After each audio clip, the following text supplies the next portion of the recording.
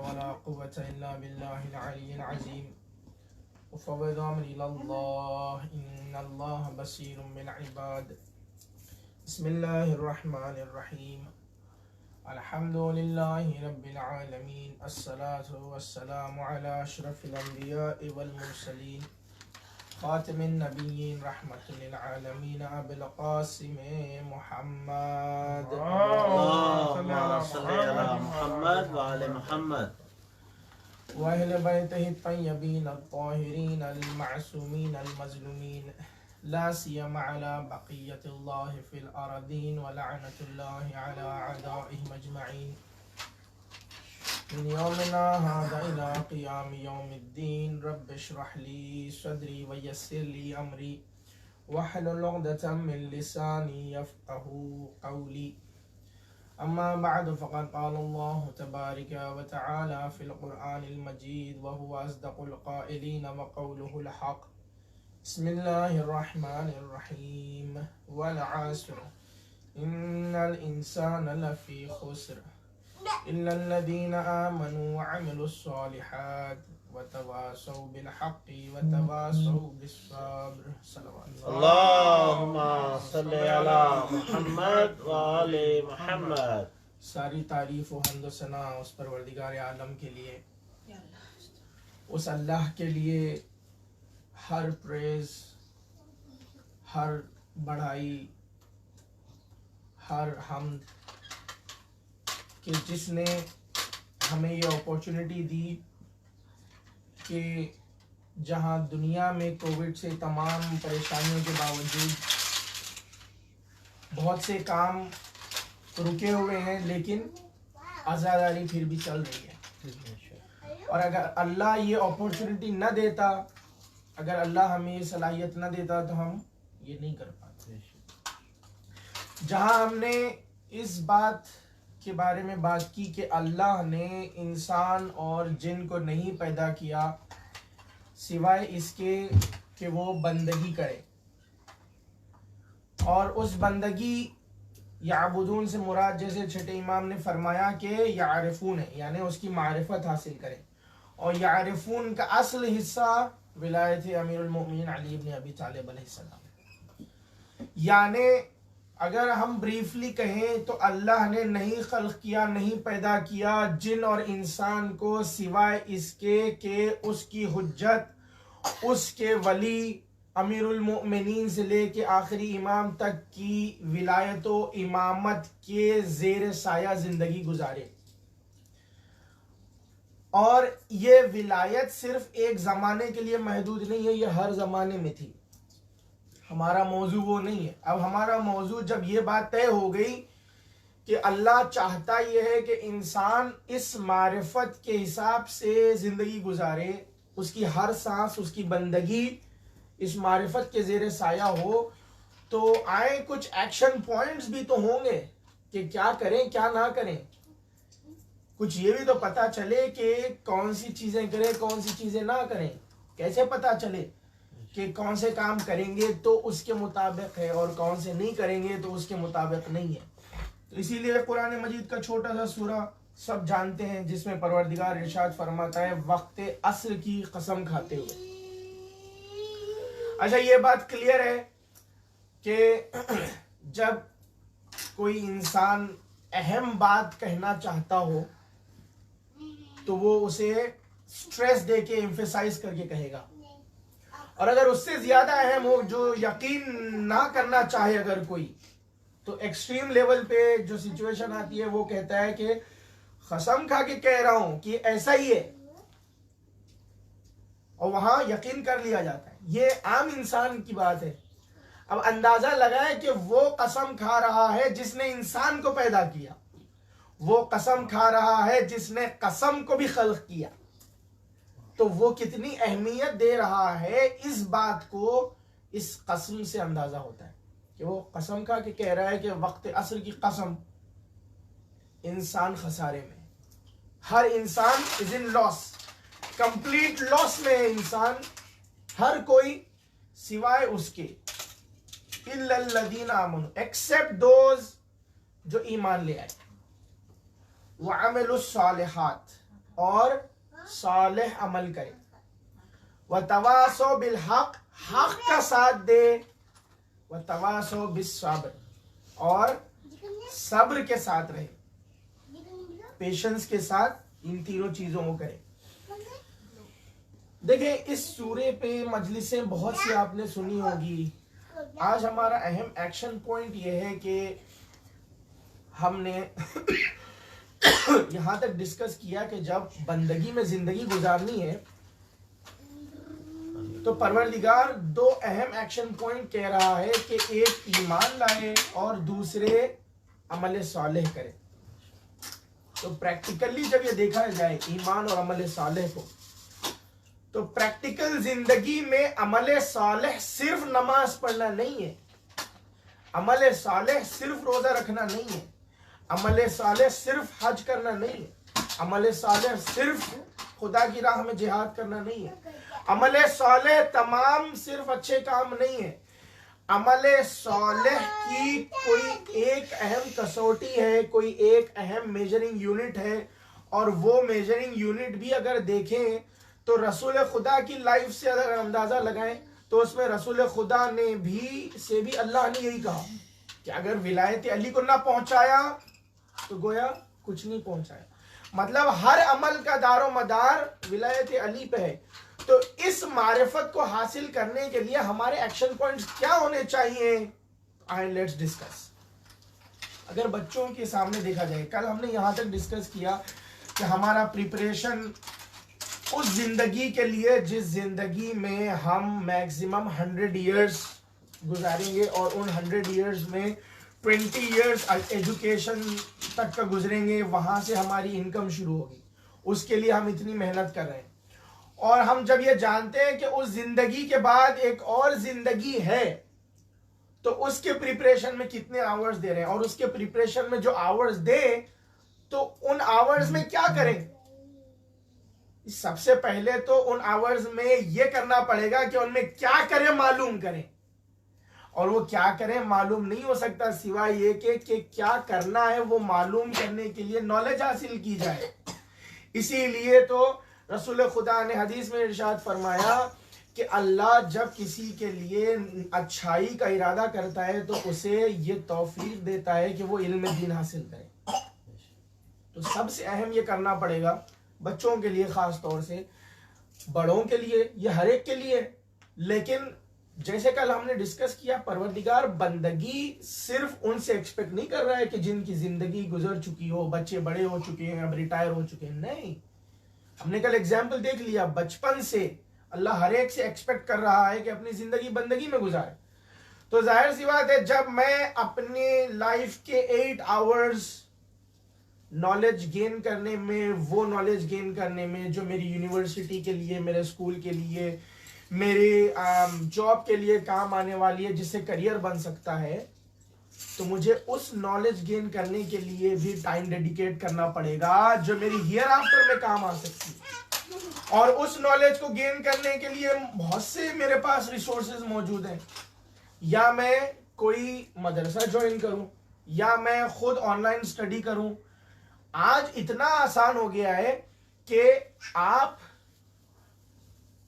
कहीं से भी बैठ के इन रिसोर्सेज को एक्सेस कर सकते हैं, सिर्फ डेडिकेशन चाहिए।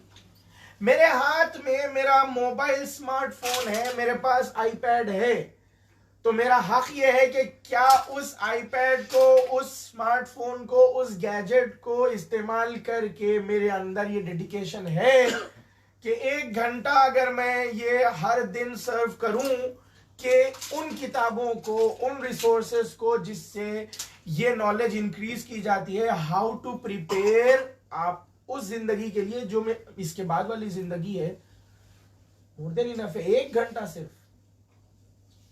कुछ नहीं तो कुछ नहीं, मैं ये कर सकता हूं कि नमाज जो मैं पढ़ रहा हूं उसके ट्रांसलेशंस को मालूम करूं, जो दुआएं कॉमनली मैं पढ़ रहा हूं उसका ट्रांसलेशन पढ़ सकता हूं, और जो दूसरे रिलीजियस टॉपिक्स हैं, बहुत सी किताबें हैं, हर चीज मौजूद है।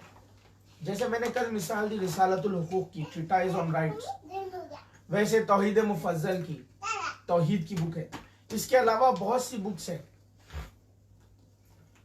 इंसान के यूथ से रिलेटेड, किस तरह अपनी लाइफ को गुजारना है, सेल्फ बिल्डिंग किस तरह करना है, कैसे लोगों को दोस्त बनाना है और दोस्त के क्राइटेरिया क्या होने चाहिए, इमाम अली की जिंदगी की हिस्ट्री, इमाम हसन की, तमाम मासूमीन की, बहुत सी चीजें हैं। इन चीजों को हासिल करने से ये होगा कि मुझे ये मालूम होगा कि क्या करना चाहिए इसकी बाद वाली लाइफ। ये एक स्टेप हुआ। दूसरा स्टेप, क्यों ये इतना अहम है?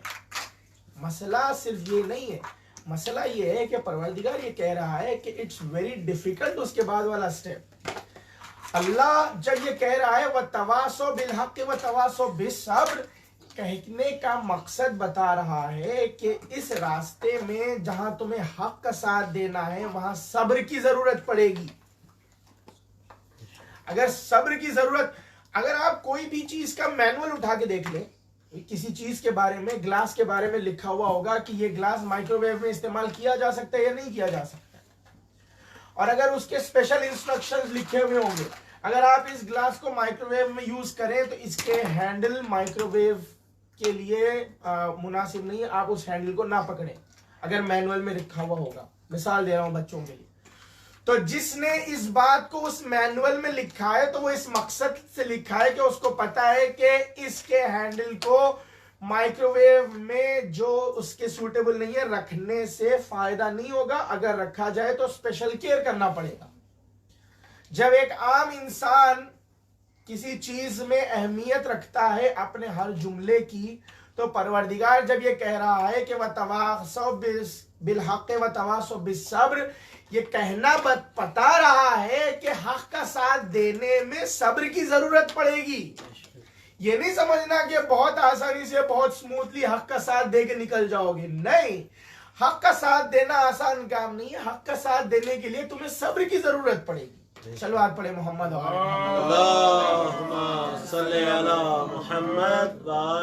मोहम्मद। अब आए बड़ों का जायजा लें। करबला के वाकयात से हम यही सीखते हैं कि हक का साथ देना एक जुमले में कहने के लिए बहुत आसान है, लेकिन ये बहुत बड़ा चैलेंजिंग टास्क है। It's not easy. हक का साथ देना आसान नहीं है, हक का साथ देना बहुत मुश्किल है। कहीं इंसान पीयर प्रेशर में फंस जाता है, कहीं इंसान अपने दोस्तों में फंस जाता है, कहीं इंसान दुनिया के खौफ में फंस जाता है, कहीं इंसान अपनी दौलत में फंस जाता है। खुद करबला का जिक्र बार बार करने का मकसद हमारा यही है कि हम अपने आप को अपने जमाने के इमाम के लिए तैयार करें। अजीजा ने इमाम हुसैन को हजारों ने खत लिखे थे कि हम आपके लिए तैयार है, जैसे आज हजारों लाखों कहते हैं अल्लाहुम्मा अज्जिल वलियकल फरज। लेकिन कितने थे कि उस खत के बावजूद हक का साथ दे सके? अगर आप तारीख उठा के देखें तो किसी ने बहाना बनाया कि मेरी बच्ची की शादी है, किसी ने कहा कि मेरा कारोबार खराब हो जाएगा, किसी ने कहा कि मेरे पास कर्जा है, मुझे वो कर्ज अदा करना है, किसी ने कहा कि मेरे बच्चों का और मेरी जान का खतरा हो जाएगा, मैं माजरत चाहता हूँ। किसी ने ये कुछ नहीं कहा तो कम से कम ये कहा कि मैं क्या कर सकता हूँ, मैं कुछ नहीं कर सकता, मैं बस आपको सब्र की तलकीन कर सकता हूँ। एक्चुअली हक का साथ देना आसान नहीं था, लेकिन हक का साथ देने के अगर इरादा हो तो मुश्किल भी नहीं था, क्योंकि करबला में इतने छोटे भी हैं जिन्हें समझ में न आए कि करबला में क्या हो रहा था, लेकिन बगैर कंप्लेन के वो अपने घर वालों के साथ, अपने अहले बैत के साथ, अपने इमाम के साथ थे। और वहीं इतने बुजुर्ग भी थे कि जिनके पास लड़ने की ताकत नहीं थी, लेकिन वो अपना सीना सिपर बनाए खड़े थे। मेरे हाथों में राशा होगा जरूर है, मेरे हाथ में तलवार पकड़ी नहीं जा सकती, ना पकड़ी जा सके, मेरी आंखें बूढ़ा होने की वजह से झुक गई हैं, मेरी पलकें बंद हो जाती हैं, तो पलकों को लिटरली उठा के बांधा था अपनी बहुओं से, लेकिन मैं इमाम के लिए सिपर बन के खड़ा रहूंगा क्योंकि मुझे हक का साथ देना है। सलवात पढ़े मोहम्मद मोहम्मद। अब अंदाजा लगाएं कि यही दौर अगर जमाने के हुसैन के साथ हो तो हम कितने तैयार है जमाने के हुसैन के लिए। जमाने के हुसैन का साथ देना हमारे पास कितना करेज है, कितना डेडिकेशन है, हम कितना टाइम दे रहे हैं, कितना तैयार है हम अपने इमाम के लिए। करबला का वाकया जो बार बार दोहराया जा रहा है वो इसीलिए दोहराया जा रहा है कि वतवासो बिल हक़ वतवासो बिस सब्र। चाहे तुम्हें इस रास्ते में मुश्किलें हो, चाहे तुम्हें इस रास्ते में तकलीफें उठानी पड़े, लेकिन सब्र करना पड़ेगा। आए मिसाल देता हूं आपको, इमाम का साथ देना कितना कंप्लीट सबमिशन है। अगर इनकी एग्जाम्पल्स देखनी है ना तो ऐसी हस्तियां मौजूद है जिन्होंने बताया है कि वतवासो बिल हक़ वतवासो बिस सब्र कि कंप्लीट सबमिशन करना पड़ता है इमाम के लिए। मालिक अश्तर उस हस्ती का नाम है जिसके लिए इमाम ने दूसरों से कहा कि देखो मालिक की बात सुनना, जहां बोलना हो वहां वो खामोश नहीं रहते, जहां खामोश रहना है वो बोलते नहीं है, जहां आगे बढ़ना वो पीछे नहीं हटते, जहां पीछे रहना वो आगे नहीं बढ़ते। मालिक के लिए ये इमाम ने कहा। और मालिक इमाम के राइट हैंड, बहुत सा काम किया मालिक ने इमाम के लिए। उनमें बेस्ट एग्जाम्पल नई बात नहीं है, राइट, सबको मालूम है। जंगे सिफ़ीन में मालिक अश्तर माविया के खेमे के सामने है, बस कुछ स्ट्राइक्स और कुछ जरबतें और जंग खत्म हो जाएगी, माविया का किस्सा खत्म हो जाएगा, तमाम मसले हल हो जाएंगे। लेकिन इमाम का हुक्म आया कि मालिक हाथ रोक लो, तलवार रोक लो, अब इसके आगे तलवार नहीं चलानी है। यकीन माने बोलने में, वर्ड्स में बहुत आसान है, प्रैक्टिकली बहुत मुश्किल। उस सिचुएशन में इंसान अपने आप को ले जाके इमेजिन करे। आमतौर से हमारी लाइफ के बहुत से सिचुएशंस होते हैं जहां हमें मालूम होता है कि ये नहीं करना है। फजर में हमें नमाज टाइम पे पढ़नी है, हमें मालूम होता है कि मैं थका हुआ हूं, मौला जानते हैं, इमाम जानते हैं, वो हमसे मोहब्बत करने वाले हैं, कोई बात नहीं, ज़ोहर असर के साथ करेंगे। हम हर एक का, हम अपने घर से बाहर निकलते अपनी आंखों का ख्याल नहीं रख पाते, ये जानते हैं कि मेरा इमाम मुझे जानता है, लेकिन अपनी निगाहों का पर्दा नहीं कर पाते। अगर हम ये सोचें और इसका ख्याल ना करें कितना मुश्किल है। क्योंकि पर्दा सिर्फ खवातीन के लिए नहीं है कि वो हिजाब में रहे, उससे मुश्किल पर्दा मर्दों के लिए है कि अपनी आंखों से हिजाब करें। इसी तरह और बहुत सी चीजें हैं कि किसी के बारे में गीबत करनी है। हम सोचते हैं कि नहीं करेंगे, लेकिन ऐसे मौका आ जाता है कि बहाव में चले जाते हैं। किसी के बारे में बुरा सोचना है, किसी के बारे में बहतान करना है, ये तमाम चीजें, ये तो छोटी छोटी चीजें हैं, इन चीजों में हम कंट्रोल नहीं कर सकते। तो अब अंदाजा करें, हम अपने आप को लेके जाएं उस मकाम पे जहां मालिक ये है। क्योंकि वहां अगर इंसान ये सोचे कि कोई बात नहीं, 10 ज़रबतों का 10 स्ट्राइक्स की बात है, काम खत्म कर दूंगा, जाके मौला से माफी मांग लूंगा कि मौला आप बाय द टाइम आपका पैगाम पहुंचने तक देर हुई, या बस मैं खत्म करने पे था, बस मैंने खत्म कर दिया और आ गया आपके पास। नहीं, क्योंकि इन दोनों तरीके के लोग मौजूद हैं। तो रसूल खुदा अपने लोगों के साथ बैठे हुए थे, कहा नाम लेके जाके वो उस फुला शख्स को बुला के लेके आओ। लोग गए, देखा वो मस्जिद में नमाज के लिए खड़ा तैयार है, नमाज शुरू करने वाला था। उससे कहा कि भाई रसूल खुदा बुला रहे। उसने कहा ओ ये तो बेस्ट अपॉर्चुनिटी है। उसने कहा अच्छा, रसूल खुदा से कहो मैं नमाज पढ़ रहा हूँ, नमाज पढ़ के अभी आता हूँ। अब उसने जो नमाज शुरू की, रसूल खुदा ने फिर कहा उससे कहो कि, तो उसने कहा कि नहीं मैं जरा अब आज जो चैन से नमाज होगी ना, रसूल इंतजार करते रहे, पता तो चलेगा मैं कितना चैन से नमाज पढ़ता हूँ। बड़ी देर के बाद जब आया कि या रसूल अल्लाह मैं तो नमाज पढ़ रहा था, रसूल खुदा ने कहा इसीलिए तो बुला रहा था कि तू सूरह हमद गलत पढ़ रहा था, इसीलिए तो बुला रहा था कि तू सूरह हमद गलत पढ़ रहा था। तो उसी तरह मालिक ने ये लेसन नहीं दिया कि मैं इन 10 ज़रबतों में काम खत्म कर दूं और जाके कहूं मौला सॉरी, आपका ही तो काम कर रहा था, खत्म कर दिया मैंने काम, जीत तो आपकी हुई ना। मालिक बता ये रहे थे कि चाहे जीत हो या हार हो, असल जीत ये है कि तुम्हारे इमाम का हुक्म पूरा हो।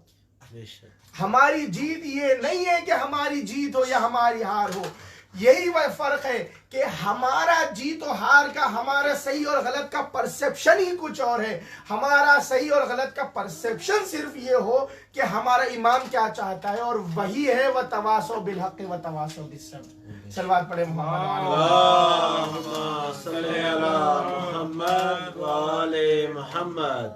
और एग्जाम्पल आपको देता हूं।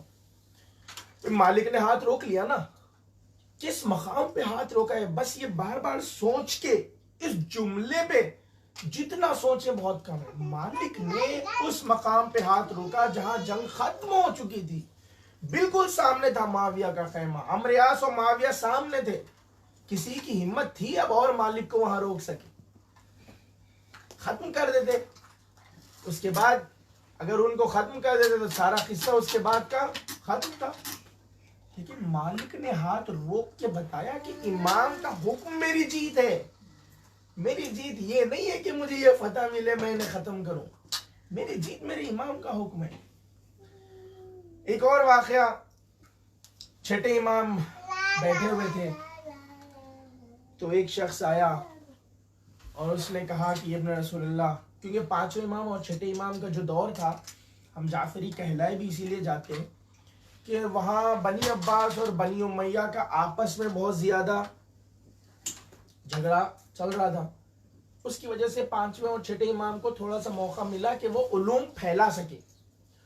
तो चूंकि वो चीज़ें चल रही थी तो वहाँ लोग कोशिश करते रहे।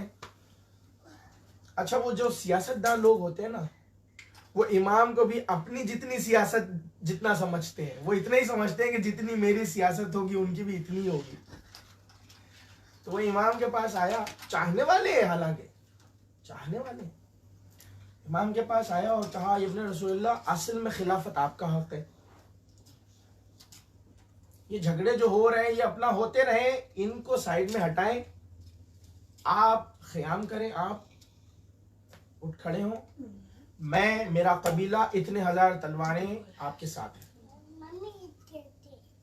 इमाम ने कुछ जवाब नहीं दिया। इमाम मुस्कुराए, उसकी तरफ देखा, इमाम मुस्कुराए। तो सामने से हारून मक्की आ रहे थे, इमाम के सहाबी। अच्छा, हारून मक्की आ रहे थे बाजार से, और बाजार से आते आते उनकी चप्पल भी टूट गई। तो एक हाथ में उनकी टूटी हुई चप्पल थी, एक हाथ में सामान था। वो आ रहे थे, उन्होंने इमाम को देखा, जैसे उन्होंने सलाम किया इमाम को, इमाम ने सलाम का जवाब दिया और कहा कि हारून इस तनूर में कूद जाओ। अच्छा, हारून आए भी नहीं है, सामने तनूर था, हारून इमाम की तरफ नहीं आए, बस सीधे तनूर में चले गए। इमाम ने खादिम से कहा कि बंद कर दो तनूर, बंद कर दिया। अच्छा, अब बातें हो रही है, ये बातें करने लगा तो अब ये जो है ना वो फिक्र में आ गया। अच्छा, हारून के आने से पहले इमाम ने इससे भी कहा था जब तनूर में कूद जाओ, देख के तो आओ। तो इसने इमाम से हाथों को जोड़ के अर्ज किया, मौला कोई गलती हो गई, मैंने कुछ गलत कह दिया, मैंने अच्छा किया, मैं वाकई आपके साथ हूँ। तो इमाम ने उसका जवाब नहीं दिया ना, हारून से कहा कूद जाए। तो अब वो इस फिक्र में था कि मुझसे कहा था कि तनूर में कूदे, मैं तो नहीं कूदा। अब वो बेचारा हारून तो कूद गया, दरवाजा भी बंद हो गया। अब बातें हो रही है, ये बेचैन हो रहा है, वो बचेगा नहीं बचेगा। थोड़ी देर होने लगी तो इसके जहन में आने लगा अब तो उसकी रास भी नहीं मिलेगी। तो आखिर में इतना बेचैन हुआ कि उसने कह दिया कि मौला देखे जरा हारून, हम भूल तो नहीं गए हारून को, यानी याद दिलाने लगा कि आपने हारून को कहा था कि उसमें चले जाए, भूल तो नहीं गए। इमाम ने तनूर का ढक्कन हटवाया और कहा कि हारून आ जाओ। हारून आ गए वापस बंद, सही और सालिम थे। भाई जब इब्राहिम को आग ने कुछ नहीं किया,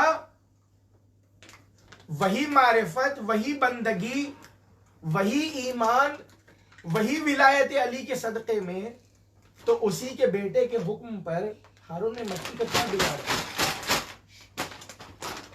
जब हारून ने मक्की बाहर आ गया ना, उसने देखा हारून ने मक्की को कुछ नहीं हुआ। इमाम ने पलट के उससे पूछा, ऐसे कितने हैं?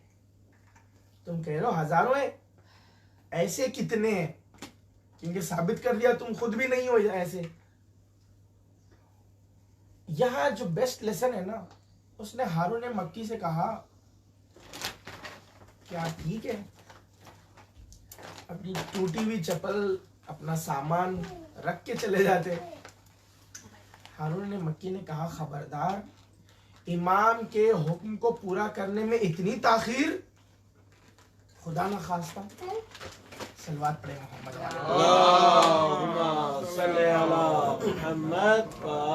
मोहम्मद। ये है वतवासौ बिल हक़ वतवासौ बिस सब्र।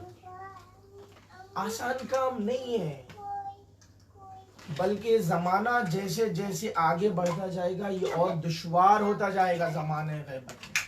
क्योंकि आज आप दुनिया में देखेंगे कि अच्छाई को अप्रिशिएट करने का क्राइटेरिया अच्छाई नहीं रहा। इसका क्राइटेरिया ये रहा कि अगर ये हमारे से एसोसिएटेड है तो अच्छा है, वरना अच्छा नहीं है। बुराई का क्राइटेरिया बुराई नहीं रहा, बुराई का क्राइटेरिया पर्सनल हो गया ना। वरना क्राइटेरिया तो ये होना चाहिए कि क्या वाकईन इमाम के मुताबिक है, क्या वाकईन हक के साथ के बराबर है। और एक एग्जांपल आपको देता हूं, आज जिसका तज़किरा है, अगर साथ देना वतवासो बिल हक़ वतवासो बिस सब्र मालिक के बाद कोई उस तरह की एग्जाम्पल है ना, तो वो एग्जाम्पल हजरत अब्बास से बेहतर कोई और नहीं है, कोई और एग्जाम्पल नहीं है। यानी अब्बास ने पूरी जिंदगी हुसैन को मौला और आका कह के गुजार दी। पूरी जिंदगी अब्बास ने खिदमत हुसैन में साये की तरह साथ रह के गुजार दी। और अब्बास ने एक बेहतरीन खुतबा दिया काबे के छत से। देखिए, जब हजरत अब्बास का तज़किरा होता है तो उनकी शुजाअत का तज़किरा होता है, तलवार चलाने का तज़किरा होता है, उनकी बहादुरी का तज़किरा होता है, उनके रोब जलाल का तज़किरा होता है। लेकिन इतने बड़े आलिम तरीन शख्स का नाम अब्बास है कि जिसने कई और आलिमों को तैयार किया जो वतवासो बिल हक़ वतवासो बिस सब्र सीख सके और हुसैन के साथ रह सके। अब्बास उस हस्ती का नाम है कि जिसने जब कलाम किया, बहुत कम कलाम किया तो अली के नहजुल बलागा की याद दिला दी, काबे के छत से खुतबा दिया, अल्लाह की हम्द व सना की, और उसके बाद कहा कि तुम्हें क्या हो गया है कि फर्जंदे काबा के लिए काबे के दरवाजे बंद हो रहे हैं।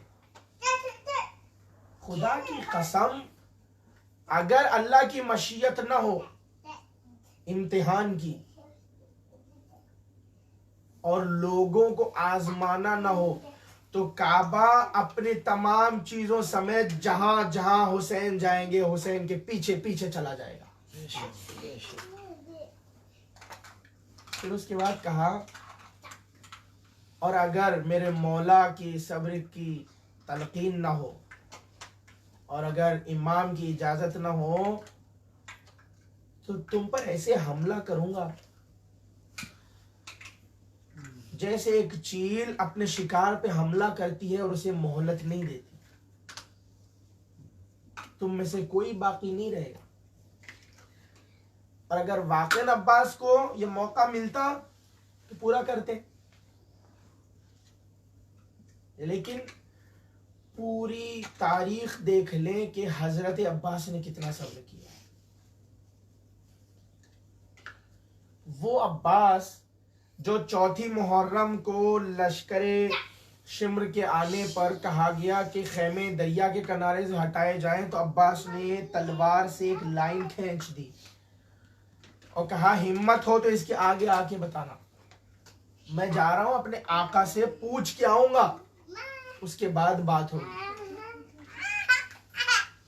अब्बास गए, इमाम ने क्या कहा? इमाम ने कहा भैया पहल हमारी जानिब से नहीं होनी चाहिए, हटा लो।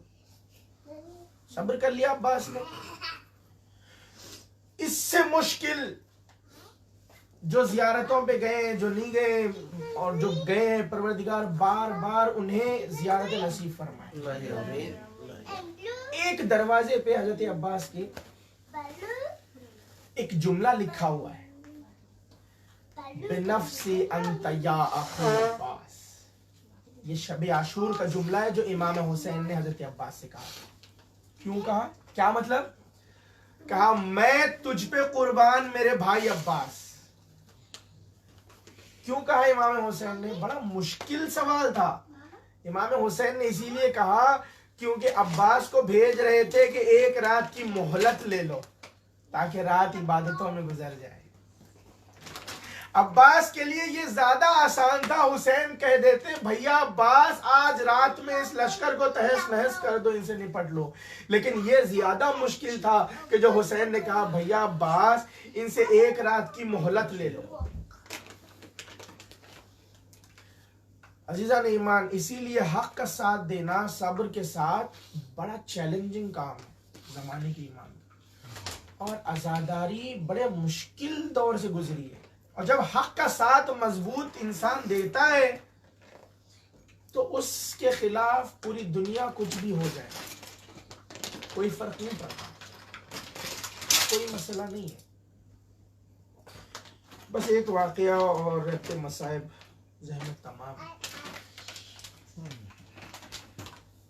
क्योंकि ये तो हमारी खुश नसीबी है कि हमारे माँ बाप हक का साथ देने की तालीम देते हैं। क्योंकि करबला भी यही हिस्सा है जो सिखा रही है कि उन लोगों की वजह से वाक़ई करबला होती है जो खामोश रह गए, हक का साथ नहीं दिया।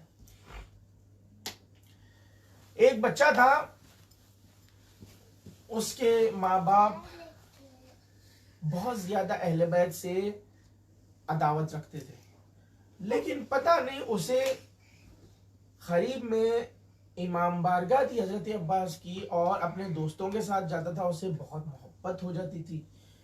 वो बल्कि जब भी हजरत अब्बास का नौहा पड़ा जा रहा है मातम करने लगता। तो जब वो मातम करने लगता, अब ये बातें उसके घर पहुंचती तो वो नाराज होते, ये तो गलत है। तो यहां तक कि उसे मारते रहे, उसे डांटते रहे।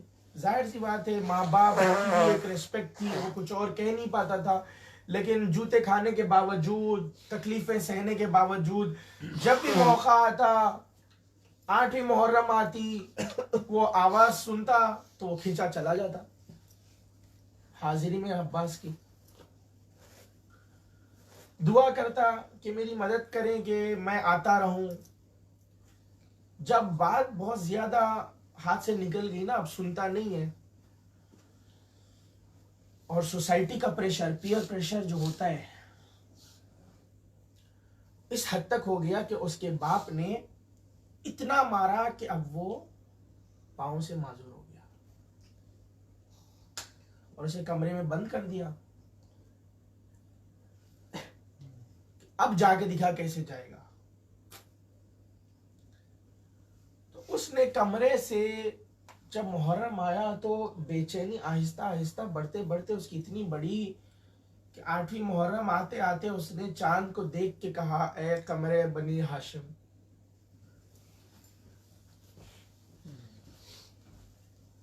मैं मजबूर हो गया हूं आज, वरना हाजिरी के लिए जरूर आता। ये कह के बहुत ज्यादा गिरिया किया, और गिरिया करते करते उसकी आंख बंद हो गई। जब आंख बंद हुई उसने देखा कि एक शख्स घोड़े पर सवार आया है और कहता है कि चल उठ। चलना नहीं है अब्बास की हाजिरी में। उसने कहा कि मैं नहीं उठ सकता, मेरे पैर नहीं है। आने वाले ने अपनी अबा को उसके पैरों की तरफ डाला और कहा कि किसने कहा, देख ले तेरे पैर तो सलामत है। उसने अपने पाँव को महसूस किया कि मेरे पैर तो ठीक है, उठ खड़ा हुआ, चला गया आजादारी के लिए। जब उसका बाप आया तो उसने देखा तो ये तो चला गया, मैंने तो इसे माजूर कर दिया था। जब वो हाजिरी दे के आया उसके बाद उसने सारा वाकया बयान किया।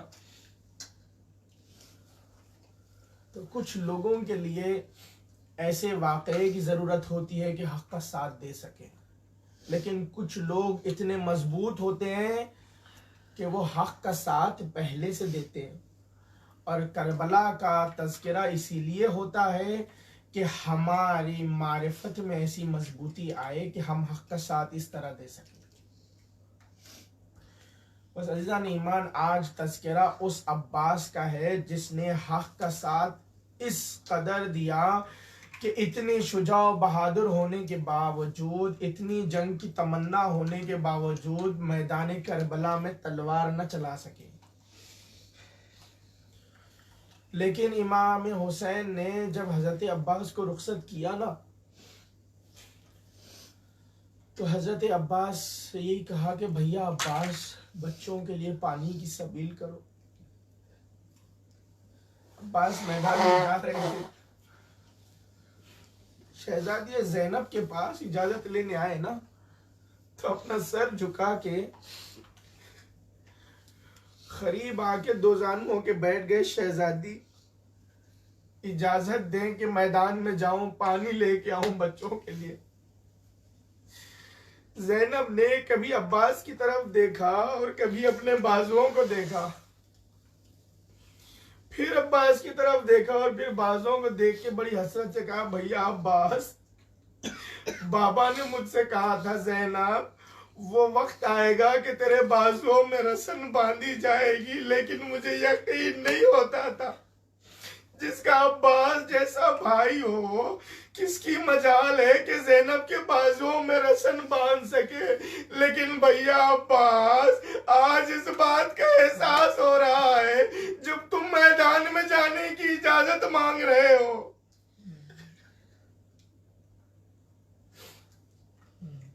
अब्बास मैदान में गए, मश्क सकीना लिए हुए, अलम को लिए हुए। तारीख इस बात की शाहिद है, मकातिल इस बात के गवाह हैं कि अब्बास ने बड़ी आसानी से दरिया पर पहुंच के मश्क सकीना को भर लिया। हजारों की फौज थी जो अब्बास से डर के भाग गई। सब्र की एक अहम मकाम को पेश करना चाहता हूँ, गौर से सुने। हजारों का लश्कर था जो अब्बास के सिर्फ आने से भाग गया। अब्बास ने मश्क में पानी भर लिया और वापस खैमों की तरफ आने लगे। अब जो वापस खैमों की तरफ आने लगे ना, तो अब सदाएं बुलंद हुई कि अब्बास को रोको, पानी खैमों तक पहुंचने ना पाए। बस आपने यहाँ से मसाइब सुने। बड़ी तेजी के साथ एक अहम मैसेज देना चाहता हूँ। यहाँ से जो हमले होने लगे, एक ऐसा हमला हुआ कि अब्बास का सीधा बाजू कलम हो गया। अब्बास ने बाएं हाथ से मश्क कलम की हिफाजत की। कुछ दूर और आगे गए थे कि बायां बाजू भी कलम हो गया। अब्बास ने मश्क को अपने दांतों में थाम लिया, अपने सीने को मश्क सकीना का सिपर बनाया और तेजी से घोड़ा दौड़ाने लगे कि कम से कम पानी खैमों तक पहुंच जाए। लेकिन हुरमुला का ऐसा तीर चला कि मश्क सकीना छिद गई, पानी बह गया। अब्बास की आस टूट गई ना, तो अब अब्बास ने अपने घोड़े को खैमे की तरफ नहीं किया, अब फौजों में पलटाया क्योंकि यहाँ अब्बास ने मकातिल बताते हैं कि बगैर तलवार के, बगैर हाथों के, सिर्फ घोड़ा चलाने के मखसूस अंदाज में गिन गिन के शुजान अरब को अब्बास ने अपने घोड़ा चलाने के अंदाज से मारा है, ये ख्याल करते हुए कि अगर ये बाकी रह जाएंगे तो ये मेरे भाई हुसैन पर हमला करेंगे, ये मेरे मौला हुसैन पर हमला करेंगे। लेकिन एक ऐसा तीर आया जो अब्बास की आंख में पैवस्त हुआ। अब अब्बास की आंखों में खून बह गया, भर गया ना, नजर नहीं आया। तो अब जो हजारों का लश्कर दूर भागता था अब्बास के रोब जलाल से, अब्बास की आंखों से, अब वो सामने आके कहते अब्बास हमसे जंग नहीं करोगे, और अब्बास पर वार करते जाते थे। अल्लाह रे अब्बास का सब्र कि उस मौके पर आए जब बाजू कलम हो चुके, आंख में तीर पैवस्त है, जख्मों पे जख्म खाते रहे अब्बास, यहाँ तक कि घोड़े से जमीन पर आते हुए आवाज दी मौला या गुलाम आप पर से निसार हुआ। अरबाब अज़ा करबला के मैदान में सिर्फ और सिर्फ एक ही शहीद है जिसके लिए ये मसाइब का मखसूस गोशा है। ये मेरा जुमला नहीं है, ये मकातिल का जुमला नहीं है, ये एक माँ का जुमला है अपने बेटे के लिए। एक हदीस पढ़ने वाले, एक जाकिर जो मसाइब पढ़ा करते थे ना, उन्होंने वो मसाइब पढ़ा करते थे, मसाइब लिखा करते थे। जब हजरत अब्बास के मसाइब पढ़ के बहुत गिरिया करके सो गए ना, तो ख्वाब में देखा एक बीबी आई है और कहा कि ऐ जाकिर तूने मेरे बेटे अब्बास के मसाइब पूरे नहीं पढ़े। उसने कहा शहजादी मैंने पूरा मख्तल अब्बास की शहादत का पढ़ा है। शहजादी ने कहा तूने इंसाफ नहीं किया। कहा कि जानता है अब्बास की बड़ी मुसीबत क्या है? कहा शहजादी आप बता दे। कहा कि जाकिर जो कोई शहीद करबला में घोड़े से जमीन पर आया है उसके हाथ सलामत थे, अपने हाथों का सहारा लिया, मगर आए मेरा अब्बास जब घोड़े से जमीन पर आया उसके हाथ मौजूद न थे, सर पर गुर्ज लगा था, सर शिगाफ्ता था। मेरा बेटा अब्बास सर के बल घोड़े से जमीन